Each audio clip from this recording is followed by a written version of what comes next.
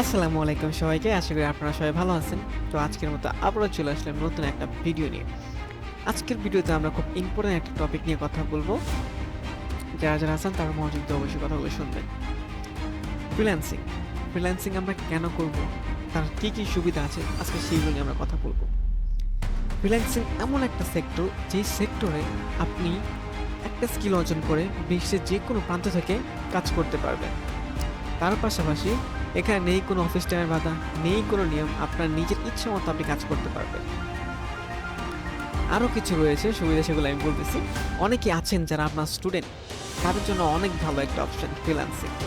এখনকার সময়ে অনেক স্টুডেন্টরাই ফ্রিল্যান্সিং করতেছে, ফ্রিল্যান্সিং করে ঘরে বসে টাকা ইনকাম করতেছে তারা পড়াশোনার পাশাপাশি।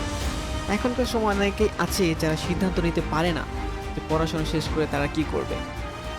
এরকম অনেক স্টুডেন্ট আছে যারা পড়াশোনা করতেছে, পড়াশোনা শেষ করতেছে, শেষ করে জবের জন্য মরিয়া হয়ে খুঁজতেছে, কিন্তু জব পাইতেছে না। আসলে এখনকার সময় জব হচ্ছে সোনার হরিণ, যেটা মনে করে এত সহজে পাওয়া যায় না।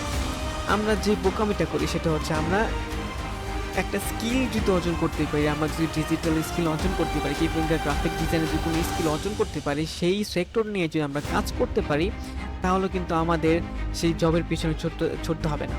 কারণ আমরা ঘরে বসে টাকা ইনকাম করতে পারবো। এখনকার জেনারেশনে বেশিরভাগ 65% ছেলে মেয়ে অনেকে আছে দেখবেন যে ফ্রিল্যান্সিং করে। মানে আসলে তাদের বুঝতে পারবে না যে ফ্রিল্যান্সিং করে। সে দেখবেন পড়াশোনার পাশাপাশি কাজ করতেছে, ফাইবারের মার্কেট প্লেসে কাজ করতেছে, আপওয়ার্কে কাজ করতেছে, ইন্টারন্যাশনাল মার্কেট প্লেসে তারা কাজ করতেছে। কারণ তারা জানে যে এই সেক্টরে ভালো একটা ক্যারিয়ার করা যায়। এই সেক্টর নিয়ে কাজ করলে জীবনে কিছু করা যায়। জীবনের কোনো প্যারা থাকবে না। কারণ হচ্ছে এখানে টাকা আপনি আনলিমিটেড ইনকাম করতে পারবেন, সেরকম রেসপেক্টটা পাবেন, যেরকম সম্মানটা আপনি পাবেন। আপনি যদি বড় একজন ফ্রিল্যান্সার হইতে পারেন, বাংলাদেশের ওয়ার্ল্ডগুলো যদি অ্যাচিভ করতে পারেন, অ্যাওয়ার্ডগুলো অ্যাচিভ করতে পারেন, তাহলে অবশ্যই আপনাকে মানুষ চিনবে, জানবে। এখন আমরা একটা বোকামি করি, যেই সময়টা আমরা বিভিন্ন সোশ্যাল মিডিয়াতে সময় পার করি কিংবা হচ্ছে ভিডিও দেখি, রিলস দেখি, যেগুলো করে আমরা সময় পার করতেছি, বেশিরভাগ ছেলে মেয়ে এগুলো করতেছে। কিন্তু যাদের একটু নলেজ ভালো, যারা একটু ভবিষ্যৎ নিয়ে ভাবে, তারা কিন্তু ওই সময়টাকে কাজে লেগে আপনার বিভিন্ন প্ল্যাটফর্মে কাজ করতেছে, তারা কাজ করে আর্ন করতেছে। তাহলে আপনি একটা কথা ভাবুন, ওরা যদি পারে তাহলে আপনি কেন পারবেন না? বাংলাদেশের অনেক ছেলে মেয়ে আছে যারা এই যে টিকটক বা এনিথিং নিয়ে পড়ে আছে, ওই টিকটক প্ল্যাটফর্মে যে ভিডিও মেক করতেছে। আপনি যে ওই সময়টা আপনার ক্যারিয়ার গড়ার জন্য যদি আপনি ফ্রিল্যান্সিং সেক্টরে যে কোনো একটা স্কিল নিয়ে কাজ করে যদি আপনি সেই সময়টা পার করতে পারেন, তাহলে তো অবশ্যই আপনি কিছু না কিছু করতে পারবেন লাইফে। আমরা এখানেই ভুলটা সবচেয়ে বেশি করি, যে আমরা ভাবি যে পড়াশোনা শেষ করে তারপর একটা জব করব।